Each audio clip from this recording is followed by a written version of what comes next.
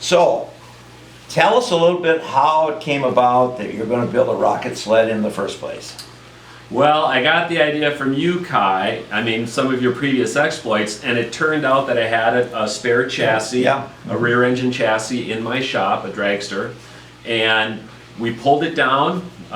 Yourself and your son, buddy, we got it down. We started looking at it, you know, make sure it was a good starting point, and it all did. And so we you know, cut out pipes that needed to be cut out, and we started to remodify everything to turn it into a rocket sled. Yeah, I mean, it's really surprising how everything did work out, and it just pieced itself right out to become a really cool piece. Yeah, it really was. Yeah. You know, I think I had an overall idea of how it was going to be, but the process of the build did evolve the look and the design of it. And as I look back at it now, it turned out very well. Yeah, you know, the one thing, and the body's really cool. And so how'd you come up with the name Arctic Arrow?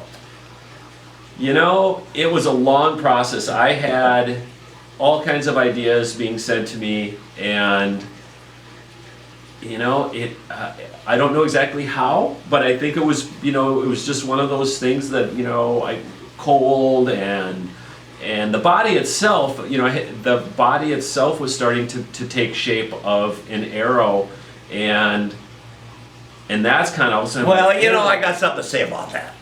Because, you know, that chassis, it kind of hung out, you know, out there. And Yeah. I says, hey, Kurt, you know, sometimes if you ain't around, don't be surprised if you come back and that's cut off. Because I kept looking at that thing. Why is that thing hanging up? But, you know, as it turned out, it was the perfect place to hang the wing up front that basically looked like an arrow. So hence that's kind of, I guess, where the name comes. That it So absolutely we used it is. after all. So. Yes, and so there you go. You know, sometimes the design, you know, and that was always fun, challenging each other in this thing.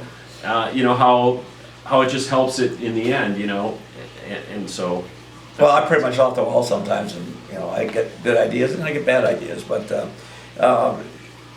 you know, I've been building and prototyping all my life, and it just seems that you accidentally make something that really turns out cool. You know, Yeah. you know, sometimes you have to correct something where you messed up, but in the long run, it was a good move because you might have to add something out of that. That's really cool. Yeah. But things just work out that way. It worked out well, and I gotta say, you know, who was really a big help in the build is Buddy. Yeah, you know, Buddy did good. He really, you know, he's shown his mettle in so many different Yeah, I ways. mean, from the workbench up, welding on the workbench and grinding and sanding and cutting pieces, making pieces on the chassis. And one thing, I mean, Buddy is our fuel man. He's the guy that we use for loading the hydrogen peroxide into the car. He's important. Yeah, he's important done team that. member. He's Captain Jack, so he's earning his way through as a rocket boy, that's for sure. Absolutely.